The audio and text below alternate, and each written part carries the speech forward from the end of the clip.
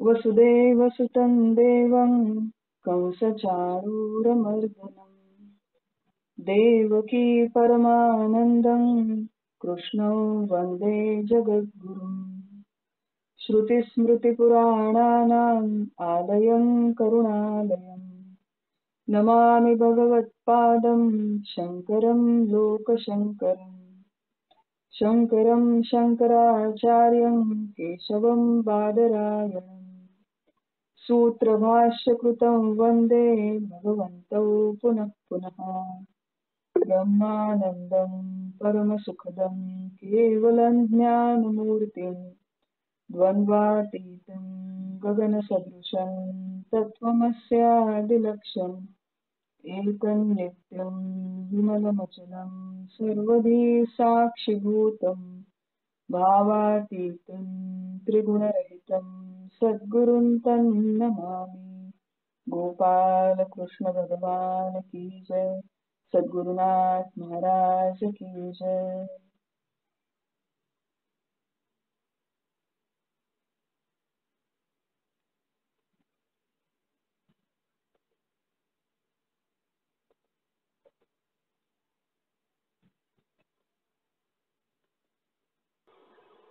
सर्वप्रथम भगवान श्री गोपाळ कृष्णांच्या चरणी वंदन करूया।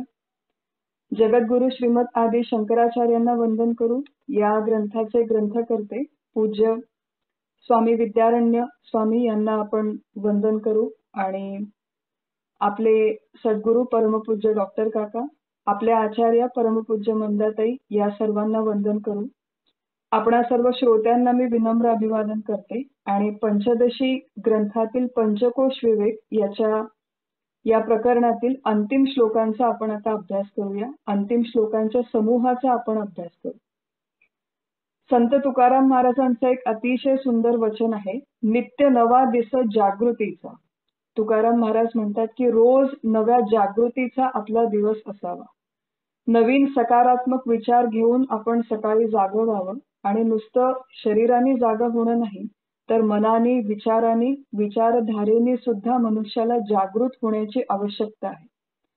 प्रवाहपतितासारखे अनेक वर्षानुवर्ष आपण आपलं जीवन जगत आलो आणि एका ठराविक पठडीचा विचार आपण आतापर्यंत करत आलेलो आहे। पंचदशी सारख्या एखाद्या ग्रंथाचा अभ्यास करताना केवळ जीवनाबद्दल नाही तर आपल्या संपूर्ण अस्तित्वाबद्दल, आपल्या आयडेंटिटी बद्दल पुन्हा एकदा नव्याने विचार करायला हे ग्रंथ, आध्यात्मिक ग्रंथ आपल्याला भाग पाडतात। त्यामुळे नित्य नवा दिस जागृतीचा, रोज एकदा उठून व्यवस्थित शांतपणे हे जे जीवनासंबंधीचे मूलभूत प्रश्न आहेत त्याचा शांतपणे नव्याने, नव्या जोमाने, नव्या उमेदीने आपण सर्वांनी विचार करावा, अशी एक दिशा तुकाराम महाराजांच्या त्या वचनातून आपल्याला मिळते। मी कोण आहे आणि माझा जन्म कशासाठी झाला, या पृथ्वीवर मी कशासाठी आले, हे मानवी मनाला, मानवी बुद्धीला पडणारे काही अतिशय मूलभूत परंतु महत्वाचे प्रश्न आहेत। असे काही प्रश्न असतात की ज्यांची अयोग्य उत्तरं, चुकीची उत्तरं ही अनेक असू असतात, परंतु त्याचं खरं उत्तर मात्र एकच असतं। गणिताची जी उदाहरणं आहेत, फॉर एक्झाम्पल की 2 अधिक 3 याचं खरं उत्तर काय, तर खरं उत्तर आहे 5, परंतु खोटी उत्तरं 1, 4, 7, 9 अशी अनेक वेगवेगळी असू शकतात। खरं उत्तर मात्र एकच आहे। अगदी तसंच मी कोण असा जर प्रश्न आपण स्वतःला विचारला किंवा वेदांत शास्त्राच्या दृष्टीने मी कोण या प्रश्नाचा विचार केला तर त्याची खोटी उत्तरं ही अनेक वेगवेगळी असू शकतात। मी म्हणजे देह, मी म्हणजे मन, मी म्हणजे बुद्धी, मी म्हणजे प्राण, हे सगळे या प्रश्नाची खोटी किंवा अयोग्य उत्तरं आहेत असं वेदांत शास्त्र म्हणतं, असं पंचदशी म्हणते, असं पंचकोश विवेक हे प्रकरण म्हणतं। खरा मी केवळ एकच आहे आणि त्या तत्वाला आत्मा असं म्हणतात, परमात्मा असं म्हणतात। आणि ते तत्व मी आहे हा शोध घेण्यासाठी, ते समजून घेण्यासाठी आपण पंचकोश विवेक या प्रकरणाचा अभ्यास करत आहोत। एक नुकतंच छान वाक्य वाचनात आलं होतं की you only have to search for yourself, for everything else there is Google. म्हणजे मनुष्याला या जीवनात फक्त स्वतःचा शोध घेणं एवढीच गोष्ट आता शिल्लक राहिलेली आहे। बाकी सगळ्या गोष्टींचा शोध घेण्यासाठी आपल्याकडे गुगल आहे, स्मार्टफोन आहे, टेक्नॉलॉजी आहे, परंतु स्वतःचा शोध मात्र मनुष्याला, प्रत्येक साधकाला हा स्वतःच घेतला पाहिजे, स्वप्रयत्नाने घेतला पाहिजे. आणि पंचकोश विवेक हे प्रकरण आपल्याला त्या दिशेने मदत करतं, त्या दिशेने प्रबोधन करतं. एकूण 5 कोश आहेत: अन्नमय कोश, प्राणमय कोश, मनोमय कोश, विज्ञानमय कोश आणि आनंदमय कोश.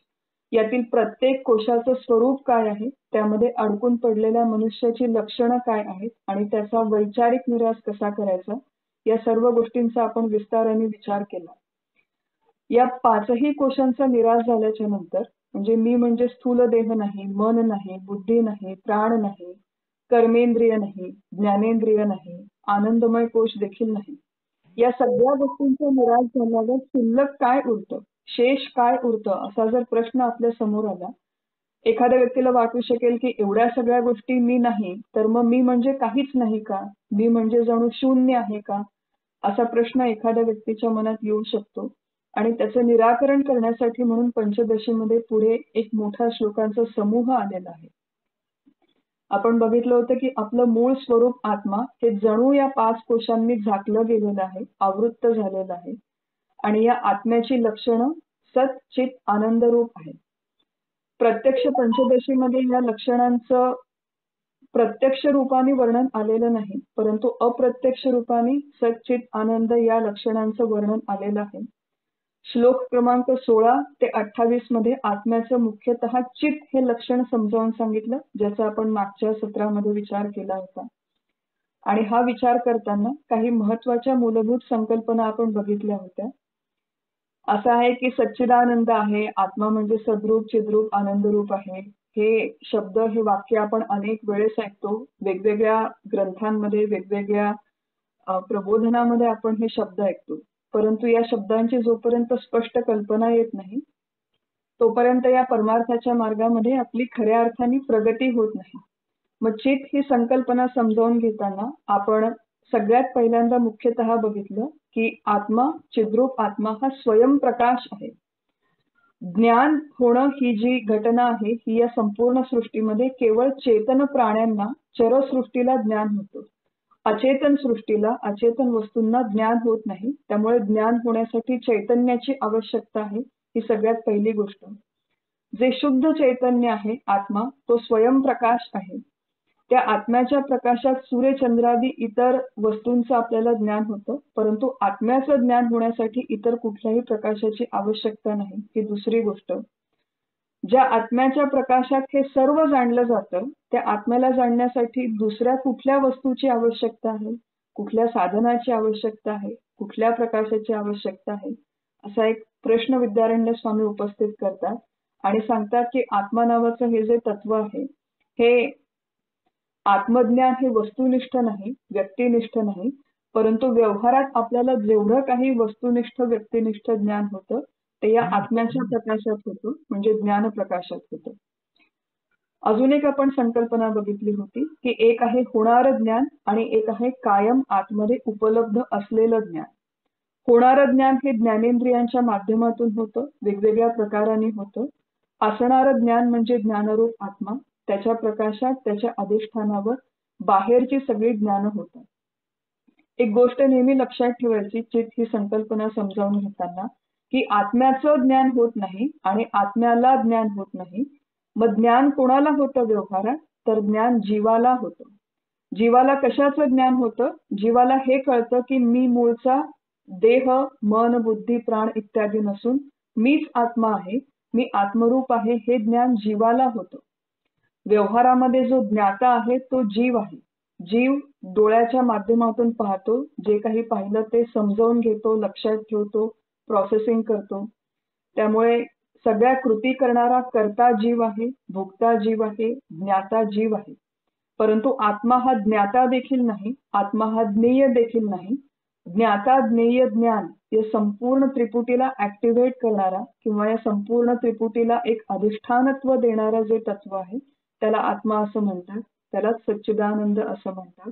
आणि तो मी आहे, तो आत्मा मी आहे, जो ज्ञानप्रकाश आहे, जो कुठल्याही इंद्रियांच्या माध्यमातून आपल्याला जाणता येत नाही, परंतु जो निश्चितपणे आहे, जो नाही असं नाही, असं हे जे तत्व त्याला आत्मा असं म्हणतात. हा सगळा जो विषय आहे हा आपण 28व्या श्लोकापर्यंत 27व्या श्लोकापर्यंत बघितला होता आणि 28 पासून जो विचार आहे तो आपण आज सुरुवात करूया. 28व्या श्लोकामध्ये सगळ्या पाचही कोशांचा निराश झाल्यावर जो उरतो तो आत्मा, त्याचं स्वरूप वर्णन करण्यासाठी 2 शब्द वापरलेले आहेत. विद्यारण्य स्वामी म्हणतात की हा आत्मा अवेद्य आहे आणि अपरोक्ष आहे. अवेद्य हा व्यवहारामध्ये वेद्य या शब्दाच्या विरुद्धार्थी शब्द आहे असं आपण मानतो. वेद्य म्हणजे काय याचा आपण मागच्या सत्रामध्ये विचार केला होता की असं ज्ञान जे ज्ञानेंद्रियांच्या माध्यमातून होतं, जे एकतर व्यक्तिनिष्ठ असतं किंवा वस्तुनिष्ठ असतं, असं सगळं ज्ञान म्हणजे वेद्य. जे आपण ऑब्जेक्टिफाय करून जाणतो ते सगळं ज्ञान म्हणजे वेद्य आणि असं जे वेद्य नाही ते म्हणजे अवेद्य. मग आत्मा अवेद्य आहे असं जेव्हा विद्यारण्य स्वामी म्हणतात, याचा अर्थ आत्म्याला आपल्याला कधीच जाणता येणार नाही का? आत्म्याचं आपल्याला कधीच ज्ञान होणार नाही का? तर असा अज्ञेय शब्दाचा पारंपरिक अर्थ नाही. अज्ञेय शब्दाचा इथे अर्थ आहे की तो सामान्य वस्तूसारखा ज्ञेय नाही, सामान्य वस्तूसारखा तो वेद्य नाही, सामान्य वस्तूसारखं त्याला ऑब्जेक्टिफाय करून किंवा त्याच्याकडे निर्देश करून आपल्याला आत्म्याचं ज्ञान होत नाही. सामान्य वस्तूसारखं त्याचं ज्ञान होत नाही याचा अर्थ तो कधीच जाणता येणार नाही असं नाही, तर तो अपरोक्ष आहे. अपरोक्ष म्हणजे प्रत्यक्ष आहे आणि प्रत्यक्ष म्हणजे स्वयंप्रकाश आहे. या श्लोकामध्ये काही टीकाकारांनी ही संकल्पना समजावून देण्यासाठी एक पंचावयवी तर्क नावाची प्रक्रिया वापरली आहे. मूळ न्यायशास्त्रातून आलेली ही प्रक्रिया आहे. याचा आपल्या साधकीय दृष्टीने फारसा उपयोग नाही, आपल्याला जाणून घ्यायची ती गरज नाही. परंतु स्वयंप्रकाश ही संकल्पना आपण मागच्या सत्रामध्ये समजावून घेतली होती की ज्याच्या प्रकाशात संपूर्ण सृष्टीचं ज्ञान होतं, परंतु ज्याचं ज्ञान होण्यासाठी दुसऱ्या कुठल्याही प्रकाशाचं आवश्यकता नाही, असं तत्व म्हणजे आत्मा. आणि त्याचं अपरोक्ष ज्ञान होतं म्हणजे आत्मा होऊनच आत्म्याला जाणता येतं. आत्म्यापेक्षा वेगळं राहून आत्म्याचं ज्ञान होणं शक्य नाही.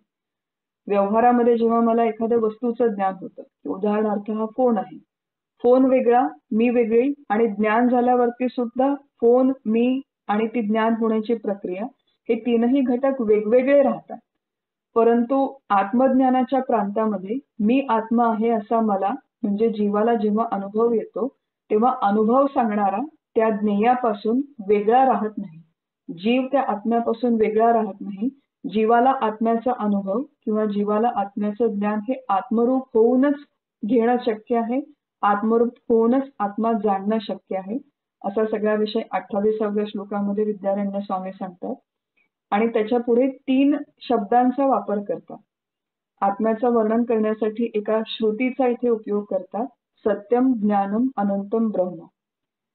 तैत्तिरीय उपनिषदातली ही अतिशय प्रसिद्ध श्रुती आहे ज्याच्यामध्ये आत्म्याचं स्वरूप आता वर्णन करणं चालू आहे. बघा, इतकी वर्ष, इतके जन्म आपली संकल्पना होती, आपली अशी धारणा होती, आपली अशी दृढ समजूत होती की मी म्हणजे देह, देह म्हणजे मी म्हणजे माझ्या मनातले विचार, माझं मन म्हणजे मी, मन सुखी दुःखी झालं की मी सुखी दुःखी, माझी बुद्धी म्हणजे मी, माझं प्राण म्हणजे मी.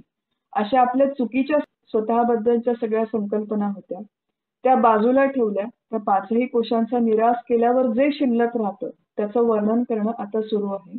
आणि जे शिल्लक राहतं ते कसं असतं?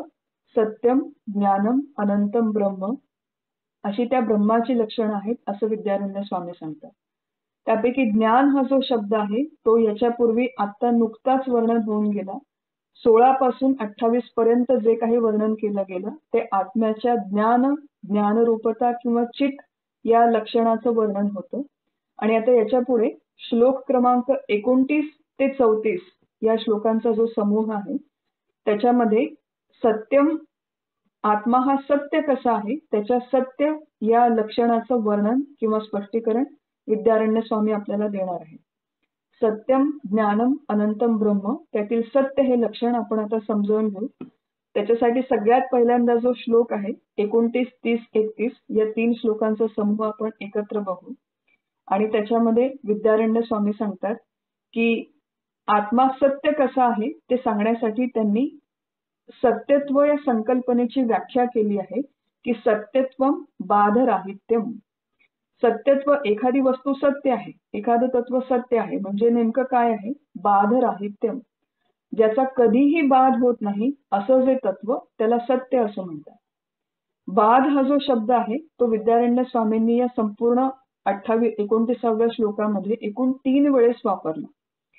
पहिल्यांदा ते म्हणतात सत्यत्वम बाधराहित्यम. असं तत्व ज्याचा कधीही बाध होत नाही त्याला सत्य असं म्हणतात आणि आत्मा सत्य आहे म्हणजे आत्म्याचा कधीही बाध होत नाही. बाध शब्दाचा अर्थ काय? की खोटं ठरणं, एखाद्या गोष्टीची प्रतीती न येणं किंवा एखाद्या गोष्टीला अस्तित्व नाही असं ठरणं, एखाद्या गोष्टीची जाणीव न होणं किंवा त्याच्याबद्दल अभान असणं याला म्हणतात बाध. वेगवेगळ्या बाध हा जो शब्द आहे याचा वेगवेगळ्या संदर्भामध्ये वेगवेगळे अर्थ होतात. आपण केवळ या सध्या श्लोकांच्या संदर्भामध्ये जाणून घेतोय. इंग्लिशमध्ये त्याला छान शब्द आहे, त्याला म्हणतात निगेशन किंवा फॉल्सिफिकेशन. आत्मा हे असं तत्व आहे ज्याला कधीही निगेट करता येत नाही किंवा ज्याला कधीही फॉल्सिफाय करता येत नाही, ज्याला कधीही खोटं ठरवता येत नाही.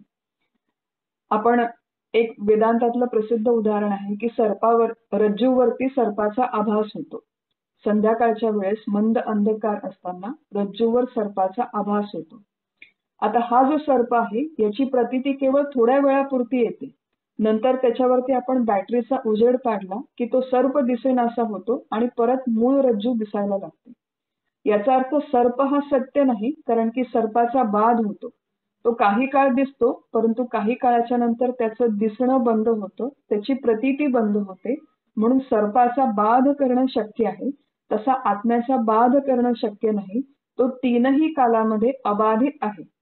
भूतकाळात देखील तो आहे, वर्तमान काळात देखील आहे, भविष्य काळात देखील आहे, किंबहुना तो कालत्रयातीत आहे. अथर्व शीर्षामध्ये आपण नेहमी म्हणतो त्वम कालत्रयातीतः. 3ही काळामध्ये जो अबाधित आहे, काळ या संकल्पनेचा जो अतीत आहे तो आत्मा. तेच इथे विद्यारण्य स्वामी सांगतात की बाधराहित्य, आत्म्याचा कधीही बाध होत नाही, ही पहिली गोष्ट. दुसरी गोष्ट जगत बाधैक साक्षिणः. संपूर्ण जगाचा बाध होतो आणि त्या जगाचा बाध होण्याचं साक्षीत्व हा आत्मा करतो. जगाचा बाध होतो म्हणजे काय? की आपण जेव्हा गाढ झोपतो तेव्हा गाढ झोपेमध्ये आपल्याला या जगाची प्रतीती येत नाही. गाढ झोपेमध्ये आपल्याला आपल्या देहाची सुद्धा प्रतीती येत नाही.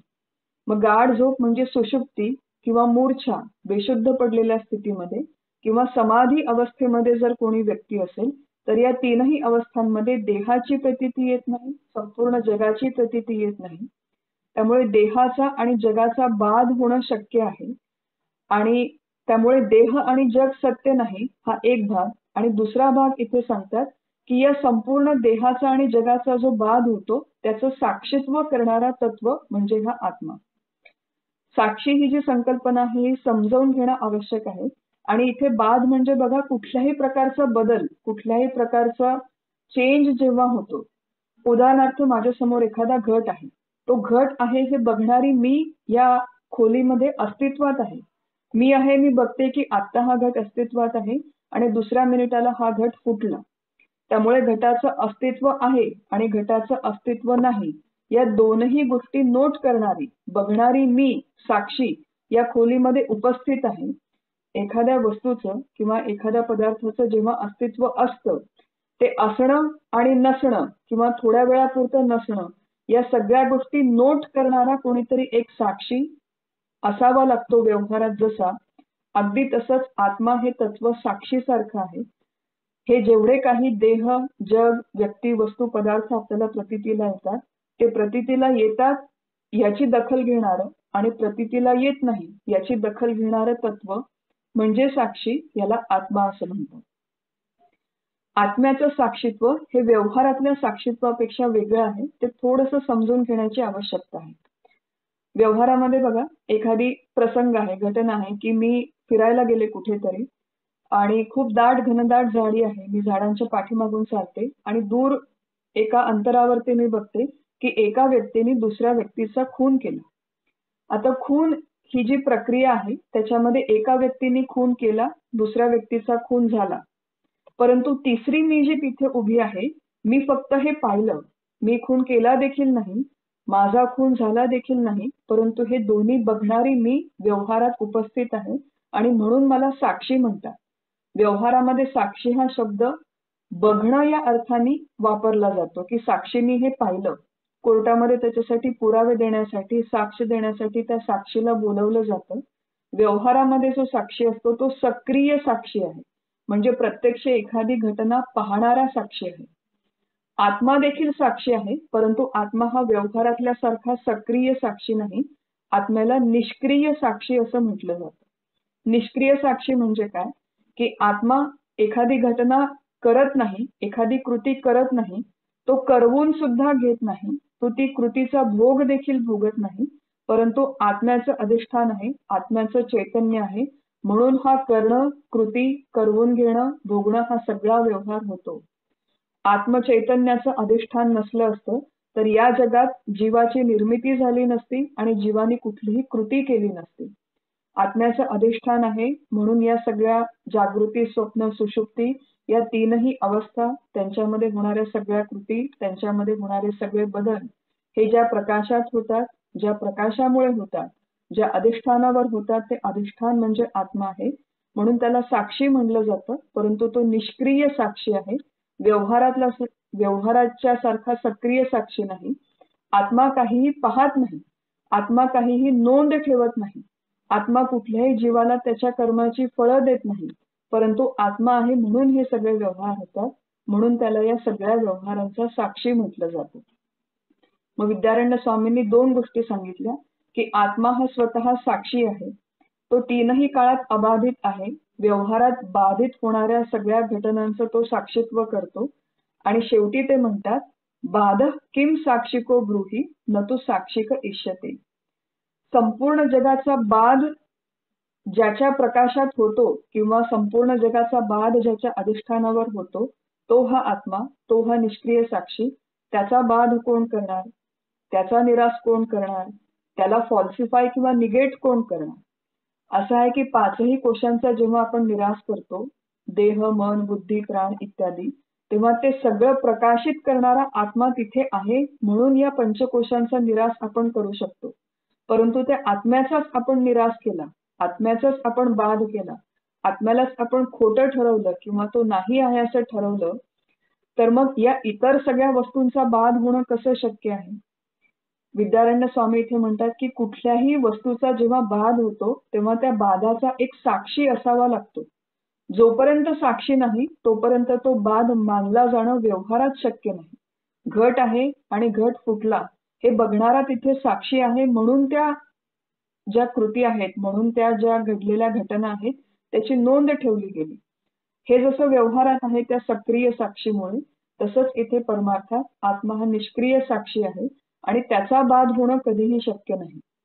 जगाचा बाध होतो, सगळ्या दृश्य पदार्थांचा बाध होतो, देहाचा बाध होतो, मन, बुद्धी, प्राण सगळ्यांचा बाध होणं शक्य आहे. परंतु हे सगळं ज्याच्या अधिष्ठानावर होतं, ज्याच्या प्रकाशात होतं, त्या आत्म्याचा बाध होणं कधीही शक्य नाही. असं इथे स्वामी या समूहामध्ये समजावून सांगतात आणि त्याच्यासाठी एक उदाहरण देतात, की बघा माझ्या घरामध्ये वेगवेगळ्या वस्तू आहेत. माझ्या घरामध्ये एक तांब्या आहे, एक पेला आहे, एक घट आहे, छोटी मोठी लहान स्टीलची भांडी आहेत, काही पितळेची भांडी आहेत. या सगळ्या मूर्त वस्तू आहेत, माझ्या डोळ्यांना दिसणाऱ्या वस्तू आहेत. या वस्तू जर मी घराच्या बाहेर नेल्या तरी ती वस्तू घराच्या बाहेर जाते, परंतु वस्तूच्या मधलं आकाश मला घराच्या बाहेर काढता येत नाही, पहिली गोष्ट. आणि वस्तूमधलं आकाश देखील मला नष्ट करता येत नाही, ही दुसरी गोष्ट. त्यामुळे मूर्त वस्तूला घराच्या बाहेर नेता येतं, परंतु अमूर्त वस्तूला घराच्या बाहेर नेता येत नाही. म्हणजे अमूर्त आकाशाला मला घराच्या बाहेर नेता येत नाही, हा पहिला भाग. आणि त्या घटाच्या मधलं जे आकाश आहे, जे मूळतः अमूर्त आहे, त्याचा देखील मला विनाश करता येत नाही. घरामधल्या सगळ्या गोष्टी मी घराच्या बाहेर काढल्या आणि मी एकटी घरामध्ये राहिले. मला कोणीतरी घरावरती दार ठोठवून विचारलं, की अहो घरात कोणी आहे का? मी म्हणते नाही नाही, घरात आता कोणी नाही, सगळ्या वस्तू, सगळ्या व्यक्ती मी बाहेर काढून टाकल्या. पण तू घरात आहेस ना, या घरात कोणी नाही हे सांगणारं कोणीतरी या घरात शिल्लक आहे. अगदी तसंच या सगळ्या कोशांचा निराश झाला हे प्रकाशित करणारं कोणीतरी तत्व तिथे आहे. त्यामुळे संपूर्ण कोशांचा बाध होऊ शकतो, संपूर्ण दृश्य विश्वाचा बाध होऊ शकतो, परंतु हे सगळं ज्याच्या प्रकाशामध्ये होतं त्या आत्मप्रकाशाचा, त्या आत्म्याचा बाध होऊ शकत नाही. असं एक उदाहरण इथे विद्यारण्य स्वामी देतात. आणि या सगळ्यांचं मथितार्थ काय आहे की सर्व वस्तूंचा, सर्व पदार्थांचा बाध गेल्यावर काहीच उरत नाही, असं त्या शंका घेणाऱ्या पूर्व पक्षाचं म्हणणं आहे. आणि सिद्धांत पक्ष त्याला असं म्हणतो उत्तर देताना, काहीच उरत नाही हे शक्य नाही, काहीच उरलं नाही हे ज्याच्या सत्तेवरती कळतं तो हा आत्मा आहे. बघा, व्यवहारात म्हणतो काहीच शिल्लक राहिलं नाही, या घरात आता कोणीच नाही, हे जेव्हा आपण म्हणतो तेव्हा काहीच शिल्लक राहिलं नाही हे कळलं तरच एखादी व्यक्ती ते बोलू शकते. मला काही कळलं नाही हा शब्दप्रयोग करण्यासाठी सुद्धा ते कळावं लागतं. मला काही कळलं नाही हे कळावं लागतं.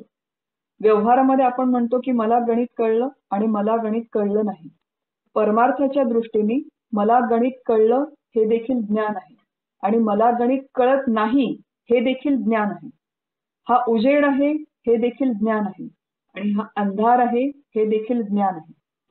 या घरामध्ये काहीतरी आहे हे देखील ज्ञान आहे आणि या घरात काहीच नाही हे सुद्धा ज्ञान आहे. अशा या सगळ्या गोष्टींना जो प्रकाशित करतो तो आत्मा आहे आणि त्या आत्म्याचा बाध करणं, त्याचा निराश करणं, त्याला फॉल्सिफाय किंवा निगेट करणं कधीही शक्य नाही. आणि म्हणून इथे आपल्याला वेदांतशास्त्र पंचदशी हा पंचकोश विवेक परोपरीने समजावून सांगतायत की मी म्हणजे देह नाही, मन बुद्धी प्राण नाही, असा परोपरीने शांतपणे सूक्ष्म विचार करावा. आणि या सगळ्यांचा निराश झाल्यावर जे तत्व उरतं त्याचं स्वरूप आता उलगडून सांगणं या पंचदशीच्या शेवटच्या श्लोकांमध्ये चालू आहे. सुरुवातीला साधारण श्लोक क्रमांक 29 ते 31 मध्ये हा सगळा विषय स्पष्ट केल्याच्या नंतर 32 ते 34 या श्लोकांच्या मध्ये विद्यारण्य स्वामी परत हाच विषय पुनरावृत्ती करतात, परंतु आता पुनरावृत्ती करताना श्रुतीवचनांचा आधार घेऊन ते सिद्ध करतात. याच्या आधी 31व्या श्लोकापर्यंत जी वापरली ती एक प्रकारची युक्ती होती, ते एक प्रकारचं आर्ग्युमेंट होतं, तो एक प्रकारचा तर्क होता. तो तर्क आधी बुद्धीला कळावा लागतो, तो तर्क आधी आपल्या बुद्धीला समजावा लागतो, तो पटावा लागतो आणि तो कळल्याच्या आणि पटल्याच्या नंतर तीच जी गोष्ट आहे ती श्रुतीच्या आधाराने आपल्याला विद्यारण्य स्वामी समजावून सांगतात. श्लोक क्रमांक 32 ते 34 मध्ये नेती नेती असा हा जो शब्द आहे, असे हा जे वचन आहे आपल्या सगळ्यांच्या परिचयाचं वचन आहे. नेती नेती शब्द नये अनुमान आरतीमधले प्रसिद्ध शब्द आहेत. ते मूळतः श्रुती वचन आहे, उपनिषदांच्या मधलं वचन आहे. त्याचा अर्थ आहे न इति न इति. न इति न इति म्हणजे हा आत्मा नाही, हा आत्मा नाही. ही एक शास्त्रीय प्रक्रिया आहे आणि त्या प्रक्रियेचं नाव आहे अतद व्यावृत्ती. असे मोठे मोठे शब्द आपण जेव्हा ऐकतो पहिल्यांदा तेव्हा एकदम छातीत धडकी भरते. आता काय हे एवढं अवघड मोठं समजावून सांगणार आहे, आधीच सगळे डोक्यावरून बाउन्सर जात आहेत, त्याच्यात नवीन नवीन अवघड शब्द वापरतात, मग आम्हाला काहीच कळत नाही. अशा प्रकारचा एक पूर्वग्रह किंवा बायस घेऊन वेदांत शास्त्राच्या श्रवणाला बसू नये. आपण सुरुवातीलाच बघितलं होतं की नित्य नवा दिवस जागृतीचा हा नवीन आपला दिवस आहे. नवीन तत्वज्ञान आपण समजावून घेण्याचा उत्साहाने प्रयत्न करावा, प्रसन्न चित्ताने प्रयत्न करावा. त्यातलं काहीही रॉकेट सायन्स नाहीये, हे सगळे आपल्या दैनंदिन जीवनातल्या अनुभवाच्या गोष्टी आहेत. इथे म्हणतात की अतद व्यावृत्ती. तत् शब्दाचा अर्थ आहे ब्रह्म, ते ब्रह्म. अशा प्रकारे तत्वमसी या वाक्यामध्ये तत् हा शब्द हा ब्रह्मासाठी जनरली वापरला जातो संपूर्ण वेदांत वाङ्मयामध्ये. तत् म्हणजे ब्रह्म, अतत् म्हणजे जे ब्रह्म नाही ते, आणि व्यावृत्ती शब्दाचा अर्थ आहे निषेध करणं किंवा बाजूला काढून ठेवणं. अतद व्यावृत्ती म्हणजे ज्या वस्तू ब्रह्म नाहीत त्यांची व्यावृत्ती करायची, त्यांना एक एक करून बाजूला काढून ठेवायचं. आणि ही जी प्रक्रिया आपण याच्या आधी बघितली तीच प्रक्रिया आता फक्त वेगळ्या शब्दामध्ये समजावून सांगतात. अतद म्हणजे ते ब्रह्म नाही अशा कोणकोणत्या गोष्टी आहेत की हे पेन, हा फोन, हा माझ्या समोर उभा असलेला पाण्याचा ग्लास, हा पेला, याच्यापैकी कुठलीही गोष्ट ब्रह्म नाही. अतद म्हणजे ब्रह्माच्या पेक्षा वेगवेगळ्या असलेल्या प्रत्येक वस्तू, सगळे पदार्थ, सगळ्या घटना, सगळ्या व्यक्ती, या सगळ्यांची व्यावृत्ती करणं, त्यांना हळूहळू बाजूला ठेवणं, त्यांचा निषेध करणं, त्यांचा निराकरण करणं. श्रुती व्यावृत्ती करते म्हणजे काय करते तर अतत् पदार्थ म्हणजे ब्रह्म नाही हे आपल्याला समजावून सांगते. हा पेन म्हणजे ब्रह्म आहे का? नाही. हा फोन म्हणजे ब्रह्म आहे का? नाही. हा लॅपटॉप म्हणजे ब्रह्म आहे का? नाही. माझा देह म्हणजे ब्रह्म आहे का? नाही. माझं मन, बुद्धी, चित्त, अहंकार याच्यापैकी काही ब्रह्म आहे का? नाही. ज्या ज्या गोष्टी मला वेगळ्या दिसतात, वेगळ्या कळतात, वेगळेपणाने भासतात, वेगळेपणाने जाणवतात, अतद त्यातली प्रत्येक वस्तू, प्रत्येक पदार्थ म्हणजे ब्रह्म नाही, हे समजावून सांगणं याला म्हणतात अतद व्यावृत्ती. ब्रह्म नसलेल्या सगळ्या पदार्थांना बाजूला काढून ठेवणं. आदि शंकराचार्यांचं एक प्रसिद्ध वचन आहे, प्रसिद्ध स्तोत्र आहे, आपल्याला सगळ्यांना परिचयाचं आहे. नमे बुद्धी अहंकार चित्ता निनाहम न च श्रोत्र जिव्हे. याच्यामध्ये जी पहिल्या 3 ओळींमध्ये केलेली आहे ती अतच्ची व्यावृत्ती आहे. म्हणजे ब्रह्म नसलेलं मन, बुद्धी, चित्त, अहंकार या सगळ्यांची व्यावृत्ती केली. मी म्हणजे मन, बुद्धी नाही इत्यादी समजावून सांगितलं त्या स्तोत्रामध्ये. निर्वाण षटकमध्ये पहिल्या 3 ओळींमध्ये आणि शेवटच्या ओळीमध्ये सांगतात चिदानंद रूप शिवोहम शिवोहम. ब्रह्म नसलेल्या सगळ्या वस्तूंना जेव्हा आपण विचाराने हळूहळू बाजूला काढून ठेवतो, आपल्या भोवताली असणाऱ्या दृश्य वस्तूंना बाजूला काढून ठेवतो आणि आपल्या स्वतःच्या देहामध्ये असलेल्या पंचकोशांचा देखील आपण जेव्हा वैचारिक निराश करतो, निषेध करतो, तेव्हा जे उरतं, जे शिल्लक राहतं ते चिदानंद रूप आहे, ब्रह्म आहे. बघा हा जो विषय आहे हा आपण श्लोक क्रमांक 26-27 मध्ये साधारण बघितला होता. तिथे म्हणलं होतं की ईद्रुक आणि ताद्रुक. जे जे ईद्रुक आहे आणि जे जे ताद्रुक आहे ते म्हणजे आत्मा नाही असं तिथे समजावून सांगितलं होतं. परंतु तो जो सगळा कॉन्टेक्स्ट होता तो चित हे लक्षण समजावून सांगताना त्या दृष्टीने ते शब्द वापरले गेले की जे जे ईद्रुक आहे, जे जे ताद्रुक आहे ते म्हणजे आत्मा नाही असा तिथे संदर्भ होता. इथे हा जो संदर्भ आहे 32 ते 34 मध्ये इथे वेगळे शब्द वापरले आहेत. इथे म्हटलं आहे की ज्या ज्या गोष्टी इदमचा विषय आहे. इदम हा जो शब्द आहे संस्कृतमध्ये हा मूळ शब्द संस्कृत आहे, परंतु त्याचे मराठी अर्थ फेअरली सोपे आहेत, आपल्याला समजण्यासारखे आहे. इदम शब्दाचा अर्थ आहे हा, ही किंवा हे. हा, ही, हे या शब्दांनी आपण ज्या ज्या गोष्टींकडे निर्देश करू शकतो म्हणजेच अतद, ते नसलेलं हे, ते नसलेला हा, ते नसलेली ही. हा, ही, हे या तीनही शब्दांनी म्हणजे इदंतेने आपण ज्या ज्या पदार्थांकडे बोट दाखवू शकतो, ज्या ज्या पदार्थांचा निर्देश करू शकतो, ते सगळे पदार्थ म्हणजे ब्रह्म असू शकत नाही. हा विषय इथे समजावून सांगणं चालू आहे. आपल्या डोळ्यांना दिसलेली सगळी रूप, हा फोन, हा पेला किंवा ही वही किंवा हे पाणी, अशा प्रकारे हा, ही, हे या शब्दांनी मी ज्या ज्या गोष्टींकडे इथे निर्देश करते ते सगळे पदार्थ, माझ्या डोळ्यांना दिसणारे सगळे पदार्थ, माझ्या ज्ञानेंद्रियांना जाणवणारे सगळे पदार्थ, हे शब्द, ती स्तुती, ती निंदा, डोळे नसताना मला दिसणारी रात्रीच्या झोपेतली स्वप्न किंवा माझ्या मनामध्ये मनातल्या मनात आतल्या आत मला जाणवणारे राग, द्वेष, मला आता खूप भयंकर मला राग आलाय त्या व्यक्तीचा, मला आता ती अजिबात आवडत नाहीये, अशा प्रकारच्या सगळ्या भावना, सगळे विचार, द्वेष, लोभ, मत्सर, मोह हे हा, ही, हे या सगळ्यांनी निर्देश करता येण्यासारखे पदार्थ आहेत. मग ते दृश्य पदार्थ असो किंवा मनातले विचार, भावना असो, हे सगळे इदंतेचा विषय आहे. इदंतेचा विषय आहे म्हणजे हा, ही, हे अशा पद्धतीने आपल्याला त्या सगळ्यांच्याकडे बोट दाखवता येतं. आणि ज्या ज्या गोष्टींच्याकडे आपल्याला बोट दाखवता येतं ते सगळं अतद आहे, म्हणजे ते ब्रह्म नाही, म्हणजे ते इदंतेचा विषय आहे. आणि या सगळ्यांच्या पेक्षा आत्मा नावाचं तत्व वेगळं आहे. इदंनी ज्याच्याबद्दल आपल्याला बोलता येत नाही, इदंतेने आपल्याला ज्याचा निर्देश करता येत नाही, असं हे आत्मा नावाचं तत्व. आणि ते आत्मा नावाचं तत्व सत्य आहे, त्रिकाला बाधित आहे, तीनही काळांमध्ये त्याचा बाध करता येत नाही, निराश करता येत नाही.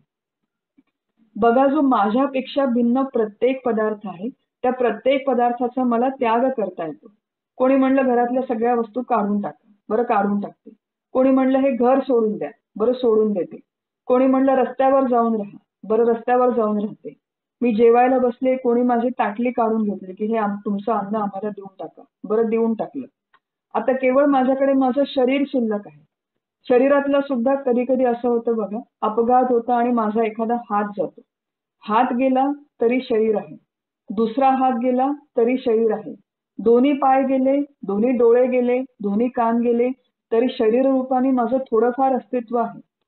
वेदांत शास्त्र म्हणतं की ह्याच वैचारिक प्रणालीला थोडंसं पुढे येणं, हा संपूर्ण स्थूल देह जरी निघून गेला, याच्यामधला सूक्ष्म देह मन बुद्धी चित्त अहंकार निघून गेले, सगळी कर्मेंद्रिय प्राणेंद्रिय जरी निघून गेली, तुमचे प्राण जरी निघून गेले, तरी या सगळ्या संपूर्ण देह मनाच्या आपल्या युनियनला, या पूर्ण प्रणालीला ऍक्टिव्हेट करणारं जे चैतन्य आहे, ते चैतन्य कायम तेवढंच तसंच शिल्लक आहे. त्या चैतन्याचा जन्मही झाला नाही, त्या चैतन्याचा मृत्यूही झाला नाही. न जायते न म्रियते भगवद्गीतेमधले प्रसिद्ध श्लोक आहेत, आपण अनेक वेळेस ऐकलेले आहेत. मग जन्म कुणाचा होतो? जीवाचा होतो. कशामध्ये होतो? शरीरामध्ये होतो. हा जीव जन्म घेतो, तो हे शरीर धारण करतो, काही वर्ष या शरीरामध्ये राहतो आणि मग हे शरीर सोडून दुसरा देह, तो सोडून तिसरा देह, असं जन्म मृत्यूच्या फेऱ्यामध्ये तो कायम अखंड फिरत बसतो. कधीपर्यंत? जोपर्यंत तो जीव या देहाला किंवा या पाचही कोशांना चिकटलेला आहे. हे 5 कोश म्हणजे मी असं जोपर्यंत त्या जीवाला वाटतं, तोपर्यंत तो वेगवेगळे देह, वेगवेगळे परिवार घेऊन या संपूर्ण सृष्टीमध्ये, संपूर्ण सृष्टीच्या चक्रामध्ये फेरे मारत बसतो. ज्या क्षणी जीवाला कळतं की मी म्हणजे हा देह नाही, मी म्हणजे हे 5 कोश नाही, या 5ही कोशांना इदंतेने निर्देश करता येतं. इदंतेचे हे विषय आहेत, अतद आहेत म्हणजे ब्रह्मरूप नाहीत. या 5ही कोशांना प्रकाशित करणारा मी या 5ही कोशांपेक्षा वेगळा आहे. आणि तो जो प्रकाशित करणारा मी वेगळा आहे, तो आत्मा, तो स्वयंप्रकाश आत्मा मी आहे. हे जेव्हा त्या जीवाला कळतं, असा जेव्हा त्याला प्रत्यक्ष अनुभव येतो, जो आपल्या सगळ्या संतांना आला होता. उजेडी राहिले उजेड होऊन, म्हणजे कुठल्या उजेडामध्ये कोण उजेड होऊन राहिले, असे आपण नुसतं भजन म्हणतो, नुसतं आपण रंगून जातो, किती छान ताले, किती छान पेटी, किती छान टाळ, गुरुराव स्वामी असे स्वयंप्रकाश, त्यापुढे उदास चंद्र रवी, किती वेळेस आपण हे भजन म्हटलं. मग गुरुराव स्वामी स्वयंप्रकाश आहेत म्हणजे नेमकं काय आहे? निवृत्ती ज्ञानदेव सोपान मुक्ताबाई उजेडी राहिले उजेड होणं म्हणजे नेमकं काय झालं? या प्रश्नांचा कधीतरी आपण शोध घ्यायला हवं. इथे तेच सगळं समजावून सांगणं चालू आहे की या श्लोकांच्या समूहामध्ये, की आत्मा नावाचं हे जे तत्व आहे, आपण साधारण 34व्या श्लोकापर्यंत हा विषय बघितला की हे सत्य तत्व आहे. तीनही काळामध्ये आहे. भूतकाळात आहे, वर्तमान काळात आहे, भविष्य काळात आहे. तीनही काळांमध्ये याचा बाध करता येणं शक्य नाही. याच्या प्रकाशात ज्या ज्या वस्तूंचं ज्ञान होतं, ज्या ज्या व्यक्तींचं ज्ञान होतं, ज्या ज्या पदार्थांचं ज्ञान होतं, ज्या 5 कोशांचं ज्ञान होतं, त्या प्रत्येक पदार्थाचा निराश करता येणं, बाध करता येणं शक्य आहे. त्याला फॉल्सिफाय करणं शक्य आहे. परंतु या सगळ्यांना प्रकाशित करणारा जो आत्मा आहे, त्याचा मात्र बाध कधीही कोणालाही करता येत नाही. तो अबाध्य आहे. आत्मा जो आहे तो अबाध्य आहे, त्रिकाला बाधित आहे आणि म्हणूनच त्याला सत्य म्हणतात. आपण काय बघितलं होतं की मूळची श्रुती आहे सत्यम ज्ञानम अनंतम ब्रह्म. तर आता ज्ञान या शब्दाचा आपण विचार केला साधारण 28व्या श्लोकापर्यंत, सत्य या शब्दाचा विचार केला साधारण 34व्या श्लोकापर्यंत, आणि त्याच्या पुढे सत्यम ज्ञानम अनंतम ब्रह्म. ब्रह्म हे अनंत देखील आहे. त्याचं अनंतत्व कसं आहे ते 35व्या आणि 36व्या श्लोकामध्ये आपल्याला विद्यारण्य स्वामी समजावून सांगतात. 35वा आणि 36वा श्लोक त्याच्यामध्ये मूळ संकल्पना अशी सांगतात अनंतत्व सिद्ध करण्यासाठी, की या ब्रह्मतत्वाच्या ठिकाणी 3 प्रकारचं अनंतत्व आहे. अंत शब्दाचा अर्थ आहे मर्यादा, कुठेतरी संपणं, कुठेतरी विनाश होणं, कुठेतरी थांबणं, त्याला म्हणतात अंत. आणि अनंत म्हणजे ज्याचा अंत नाही, ज्याचा विनाश नाही, जे कधीही कुठेही कुठल्याही प्रकाराने मर्यादित नाही, संपत नाही, थांबत नाही किंवा ज्याच्यामध्ये कधीही कुठलाही खंड होत नाही, असं जे तत्व त्याला म्हणतात अनंत तत्व. 35व्या आणि 36व्या श्लोकामध्ये आपल्याला सांगतात विद्यारण्य स्वामी की आत्म्याला 3 प्रकारचे परिच्छेद नाहीत. व्यवहारामध्ये आपल्या संपूर्ण सृष्टीमध्ये या सृष्टीमधल्या वेगवेगळ्या पदार्थांना 3 प्रकारच्या मर्यादा आहेत. एक आहे देश परिच्छेद म्हणजे देशाची मर्यादा, दुसरा आहे काल परिच्छेद म्हणजे कालाची मर्यादा, आणि तिसरा आहे वस्तू परिच्छेद म्हणजे वस्तूची मर्यादा. व्यवहारामधल्या प्रत्येक वस्तूला देश परिच्छेद असतो. उदाहरणार्थ माझा देह हा देशाने मर्यादित आहे, देशाने सीमित आहे. आज आता या क्षणी मी हैदराबादमध्ये आहे, म्हणजे माझा देह हैदराबादमध्ये आहे. त्यामुळे माझा देह याच क्षणी पुण्यामध्ये असणं शक्य नाही. कुठलीही वस्तू, आता माझा जो फोन आहे तो या खोलीमध्ये आहे, त्यामुळे याच वेळेस हा फोन हा दुसऱ्या खोलीमध्ये असणं शक्य नाही. व्यवहारामध्ये आपल्यासारख्या प्रत्येक व्यक्ती वस्तूला देशाची मर्यादा आहे, ते देशाने सीमित आहे. परंतु आत्मा नावाचं तत्व अशा पद्धतीने देशाने सीमित नाही, स्थळाने सीमित नाही, म्हणून ते सर्वत्र आहे असं म्हटलं जातं. एक खूप छान आरती आहे बघा, रामाची आरती आहे. काय करू गे माये आता कवणा उगाळू, जिकडे पाहे तिकडे राजा राम कृपाळू. जिथे कुठे मी बघतो तिथे मला माझा राजा राम, माझा कृपाळू रामच दिसतो. सुरवर नरवा नर अवघा राम सकळ, दैत्य निशाचर तोही राम केवळ. त्या आरतीमधले शब्द आहेत की जे जे प्राणी आहेत, सुरवर, नर, वानर, दैत्य, निशाचर, ही सगळी त्या रामाचीच रूप आहेत. लाली मेरे लाल की जित देखू उतलाल, असं जिथे म्हटलेलं आहे, जिकडे तिकडे मला माझा कन्हैया दिसतो किंवा भरला घनदाट हरी दिसे. ही जी प्रतीती आहे ही आपल्या संतांना आलेली प्रत्यक्ष अनुभूती आहे की सर्वत्र केवळ तेच एक तत्व आहे, त्याला देश परिच्छेद नाही, आणि म्हणून ते सर्वत्र आहे. हा पहिला भाग. दुसरा जो भाग आहे की या आत्म्याला काल परिच्छेद नाही. काल परिच्छेद नाही म्हणून ते सदैव आहे. व्यवहारामध्ये माझा जो देह आहे हा कालाने सीमित आहे. 40-50 वर्षांपूर्वी माझा देह नव्हता, आणि याच्या पुढे 40-50 वर्षांनी कदाचित माझा देह परत नसेल. जसा माझा देह तशी प्रत्येक वस्तू, माझं घर, माझी कार, माझा बँक बॅलन्स, माझं धन, मला आवडणारे सगळे व्यक्ती वस्तू हे कालाने मर्यादित आहे. काही काळापूर्वी नव्हते, सध्या आहेत, आणि काही काळाने नक्की नसतील. अशा सगळ्या व्यक्ती वस्तूंना कालाचा परिच्छेद आहे. परंतु ब्रह्म नावाच्या वस्तूला, ब्रह्म नावाच्या तत्वाला कालाचा परिच्छेद नाही, म्हणून ते सदैव आहे, सदा आहे. तुटेना फुटेना कदा देव राणा, समर्थांनी आपल्याला मनोबोधामध्ये सांगून ठेवलेलं आहे. किती वेळेस आपण मनाचे श्लोक म्हणले, किती वेळेस आपण हा श्लोक वाचला, किती वेळेस आपण हा श्लोक ऐकला, पण आमचा देव कधीही तुटत नाही, आमचा देव कधीही फुटत नाही. म्हणजे नेमकं काय, याचा आपण कधी विचार केला का?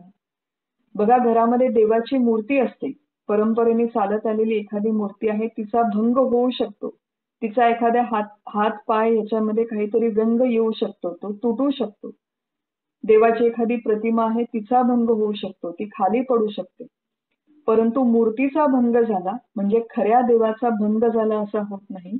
आपला खरा देव हा कधीही तुटत नाही, फुटत नाही, त्याचा कधीही विनाश होत नाही.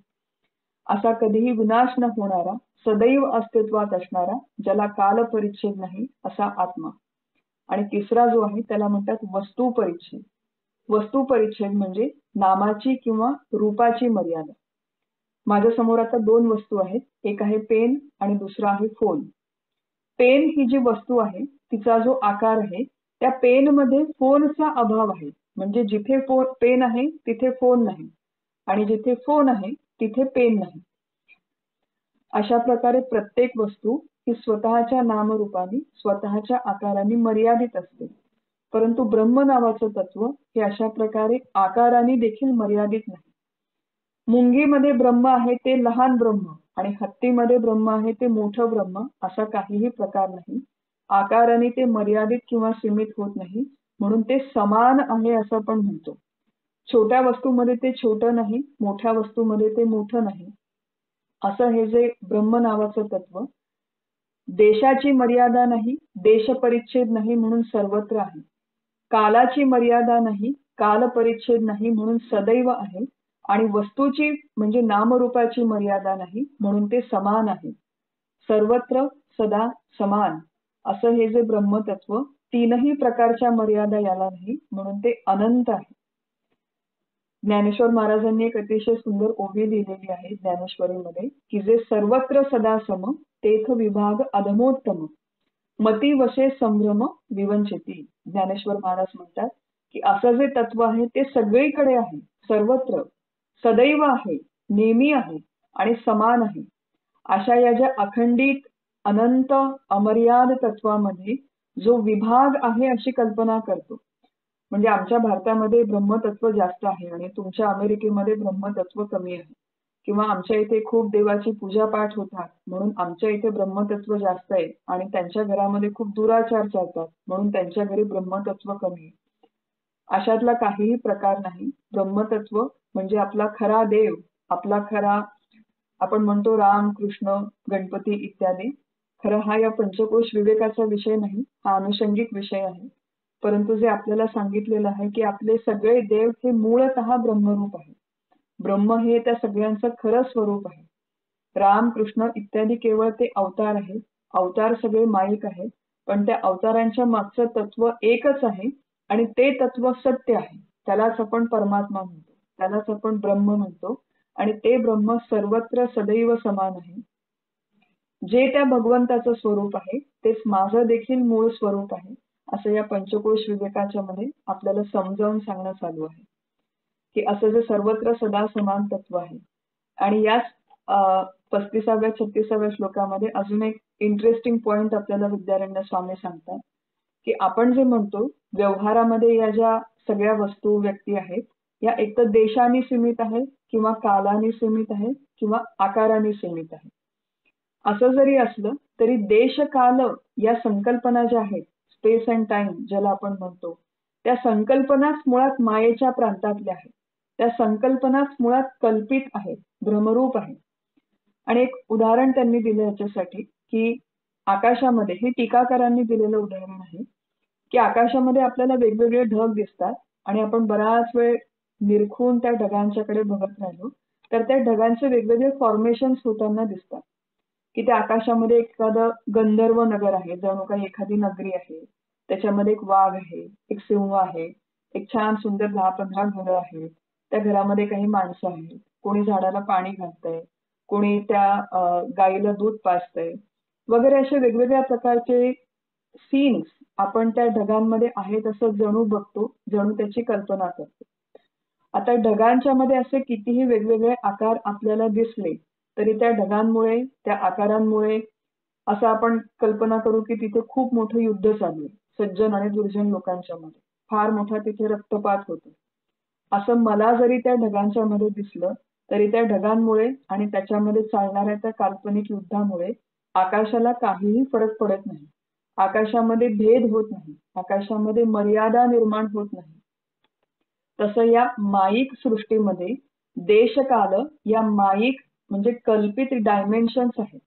या कल्पित डायमेन्शन्समुळे मुळात देशकाल या संकल्पनाच मायेच्या प्रांतातल्या आहेत. आपण म्हणतो की कालत्रयातीतः गणपतीला, की तीनही काळांच्या तू अतीत आहे. जिथे काल ही संकल्पना ऍप्लिकेबलच नाही, जिथे स्पेस ही संकल्पना, देश ही संकल्पना ऍप्लिकेबलच नाही, असं जे तत्व त्याला आत्मा असं म्हणतात. आणि त्या आत्म्यामध्ये या देशकालांच्या मर्यादेने किंवा देशकालांच्या मर्यादेने मर्यादित झालेल्या वस्तूंनी, म्हणजे माझ्याकडे तलवार आहे, माझ्याकडे अग्नी आहे, माझ्याकडे भाला आहे, माझ्याकडे ऍटम बॉम्ब आहे, न्यूक्लिअर बॉम्ब आहे, यापैकी कुठल्याही पदार्थांनी त्या आत्मतत्वाचा विनाश होणं शक्य नाही. गीतेमध्ये आपण शिकलो होतो बघा, नैनन छिंदन्ति शस्त्राणि नैनन दहती पावकः. या आत्म्याचा आपल्याला तलवारीने छेद करता येत नाही, अग्नीने याला जाळता येत नाही. हे जे सगळं वर्णन आहे ते हेच सांगण्यासाठी चालू आहे की देशकालांनी मर्यादित सगळे पदार्थ आणि देशकालांच्या मर्यादा हे सगळं कल्पित आहे, मायेच्या प्रांतातलं आहे. ढगांमध्ये दिसणाऱ्या त्या गंधर्व नगरीसारखं आहे. याच्यामध्ये कितीही उलथापालथ झाली, कितीही याच्यामध्ये पुढे मागे झालं तरी याच्यामध्ये मूळ आकाशाला, म्हणजे ढगाच्या मध्ये होणाऱ्या व्यवहारांनी जसा मूळ आकाशाला काही फरक पडत नाही, अगदी तसंच आपल्या या दृश्य सृष्टीमध्ये होणाऱ्या कुठल्याही व्यवहारांनी, मग तो चांगला व्यवहार असो अथवा वाईट व्यवहार असो, त्याच्यामध्ये आत्म्यामध्ये कुठलीही मर्यादा निर्माण होत नाही, परिच्छेद निर्माण होत नाही, भेद निर्माण होत नाही. हा सगळा विषय समजावून सांगितल्याच्या नंतर साधारण 37व्या श्लोकाच्या आधी एक शंका निर्माण केली गेलेली आहे. जो पूर्व पक्षी आहे, जो शंका निर्माण करणार आहे, तो अशी एक शंका निर्माण करतो की ठीक आहे, तुम्ही म्हणता की या ज्या सगळ्या वस्तू आहेत, म्हणजे हा टेबल आहे, ही खुर्ची आहे, जगत आहे, वेगवेगळे हे पदार्थ आहेत, हे सगळे जड पदार्थ आहेत. हे देशकाल आकाराने सीमित आहेत आणि यांच्यामुळे ब्रह्मामध्ये परिच्छेद होत नाही, ते अनंत आहे वगैरे, ठीक आहे, हे एक वेळेस मला मान्य आहे. परंतु या सृष्टीमध्ये कितीतरी चर प्राणी आहेत, कितीतरी वाघ आहे, सिंह आहे, कोल्हे आहेत, पक्षी आहे, पशु आहे, मुंगी, किडे, मनुष्य यांचा रोज व्यवहार होतो, यांच्यामध्ये रोज देवाणघेवाण होते. ईश्वर नावाचं एक तत्व आहे. मग जीव आणि ईश्वर यांच्यामध्ये हा जो चेतन सृष्टीमध्ये होणारा व्यवहार आहे, याच्यामुळे तरी हे ब्रह्म सीमित होत असेल, याच्यामुळे तरी या ब्रह्मामध्ये काही मर्यादा येत असतील.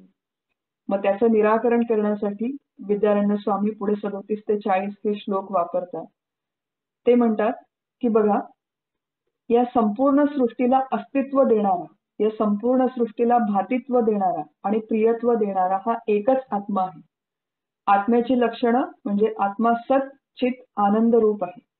आत्म्याच्या या सत तत्वापासून सगळ्या सृष्टीतल्या पदार्थांना अस्तित्व मिळतं, चित पासून भातित्व मिळतं आणि आनंदापासून प्रियत्व मिळतं. मागच्या सत्रामध्ये आपण याचा थोडक्यात विचार केला होता की असं हे जे अधिष्ठान रूप चैतन्य आहे, या चैतन्यामध्ये कुठलाही भेद नाही असं आम्ही म्हणतो. तुम्ही म्हणता की या चैतन्यामध्ये वेगवेगळे जे चर प्राणी आहेत, जीव आणि ईश्वर, याच्यामुळे भेद निर्माण होतात, असं पूर्व पक्षाची शंका आहे. मग त्या शंकेचं निराकरण करण्यासाठी आता सिद्धांत पक्ष म्हणजे विद्यारण्य स्वामी म्हणजे अद्वैत वेदांत शास्त्र आता आपल्याला संकल्पना समजावून सांगतील की शुद्ध चैतन्य हे मुळात एकच आहे, अखंडित आहे, अनंत आहे, अमर्याद आहे, परंतु याच्यामध्ये दोन कल्पित उपाधी जणू तयार होतात. एक उपाधी आहे ईश्वराची आणि दुसरी उपाधी आहे जीवाची. उपाधी ही जी संकल्पना आहे, वेदांत शास्त्रातली अतिशय फंडामेंटल मूलभूत संकल्पना आहे आणि त्याचा सोप्या भाषेमध्ये अर्थ बघू. त्याची एक शास्त्रीय व्याख्या आहे, त्याच्या संदर्भात बरीच चिकित्सा आहे. ती शास्त्रीय चिकित्सा थोडी बाजूला ठेवून साध्या सोप्या भाषेमध्ये उपाधी म्हणजे काय समजावून घेऊ. उपाधी शब्दाचा अर्थ आहे पदवी किंवा दुसऱ्या भाषेमध्ये मूळ तत्वाला मर्यादित किंवा सीमित करणारी एखादी वस्तू, त्याला म्हणतात उपाधी. माझ्या घरात उदाहरणार्थ पाहुणे येणारे म्हणून मी खूप एक 25 कप चहा केला, 30 कप मी चहा केला. पाहुणे येणार म्हणून मी तो वेगवेगळ्या कपांमध्ये काढून ठेवला. आता माझ्याकडे काही 30 कप एकाच प्रकारचे नाहीयेत.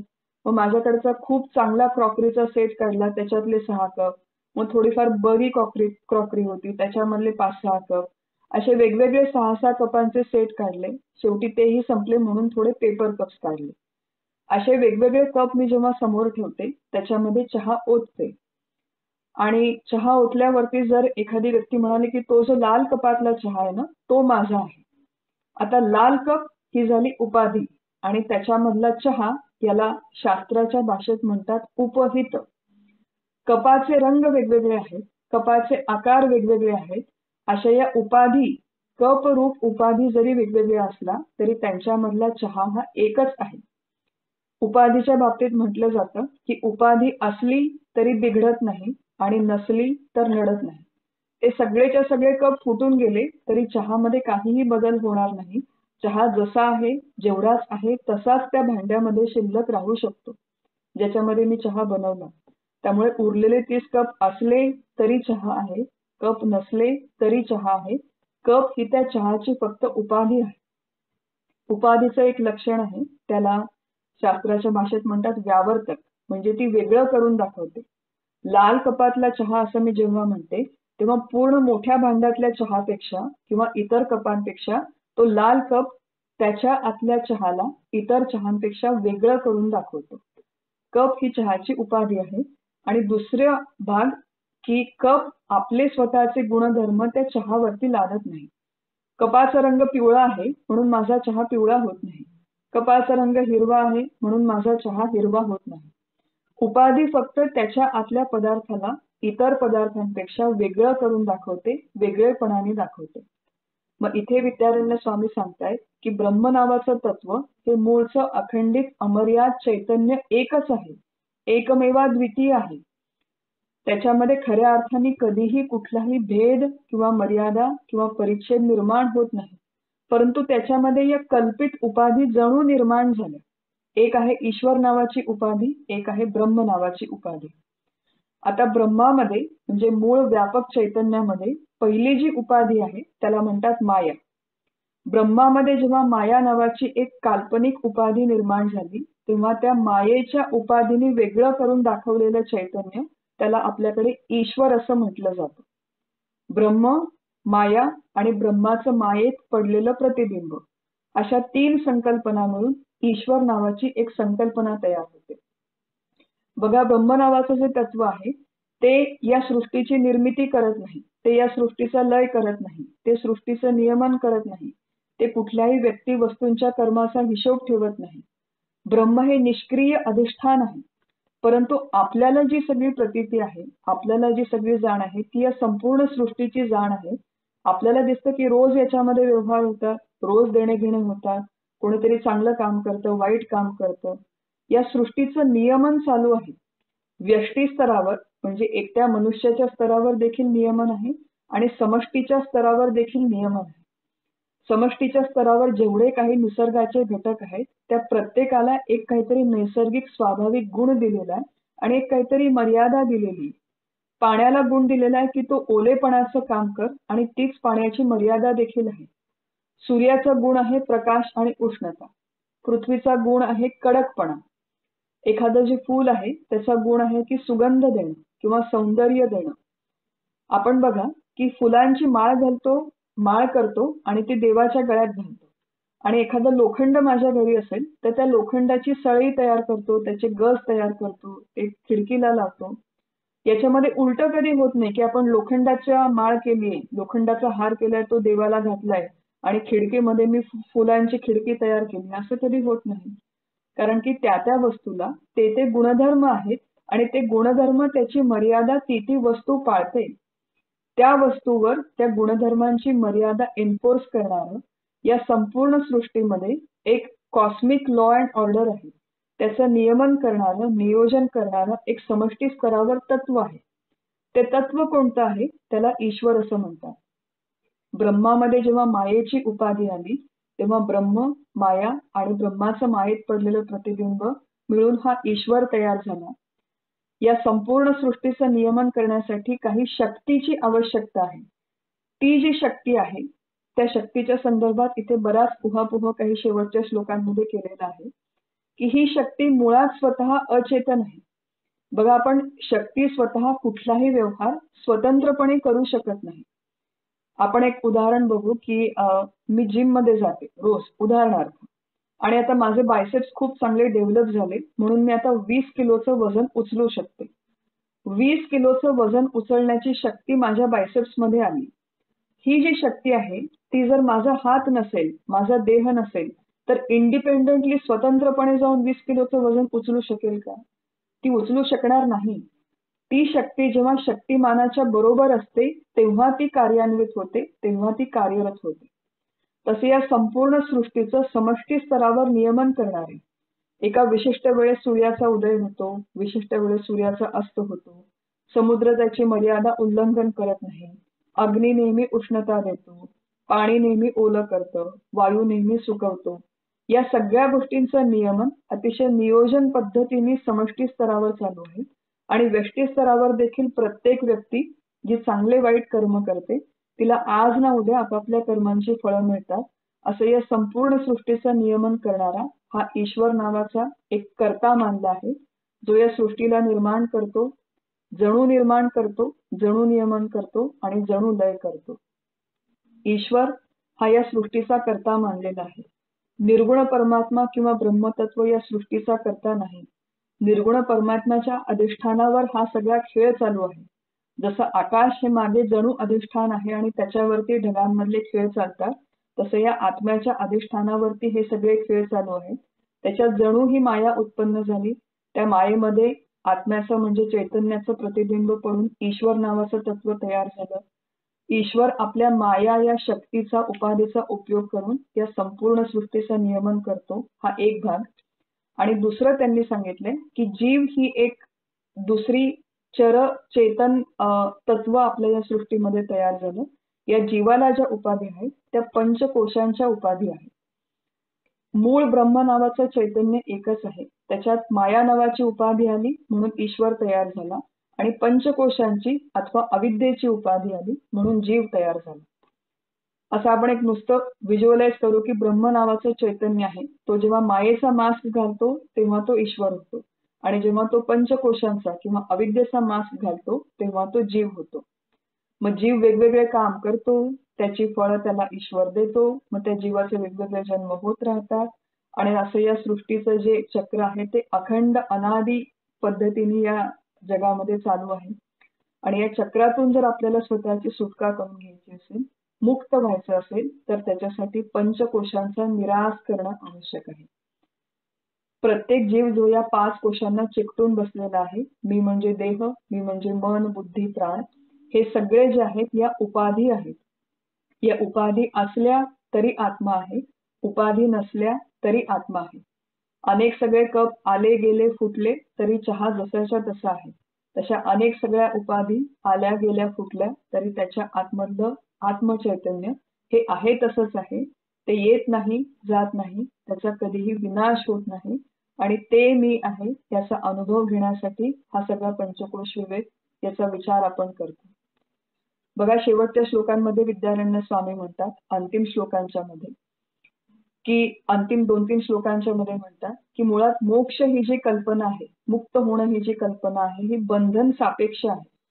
जीवाला जोपर्यंत वाटतं मी बद्ध आहे, जीवाला जोपर्यंत वाटतं मी या 5 कोशांनी बांधलेला आहे, मी म्हणजे देह मन बुद्धी, तोपर्यंत त्याला अशा प्रकारे मुक्त होण्यासाठी प्रयत्न करावे लागतात.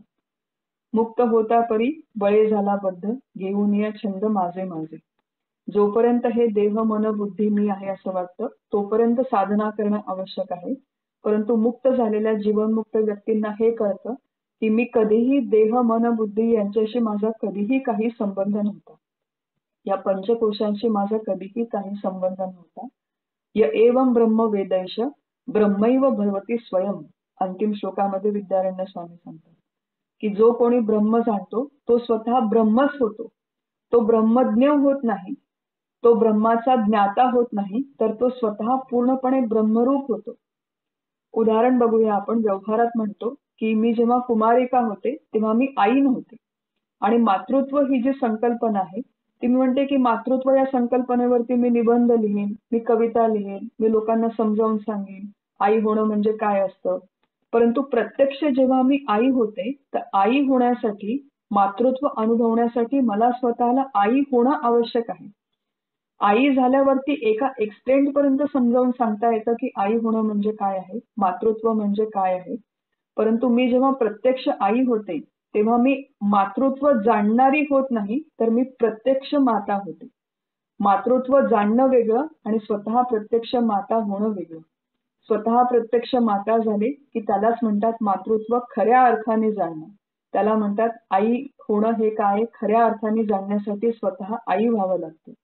तसं ब्रह्म म्हणजे काय हे जाणण्यासाठी स्वतः ब्रह्मरूप व्हावं लागतं. मी ब्रह्म आहे असा प्रत्यक्ष अनुभव घ्यावा लागतो आणि त्याच्यासाठी पंचकोशांचा निराश करावा लागतो.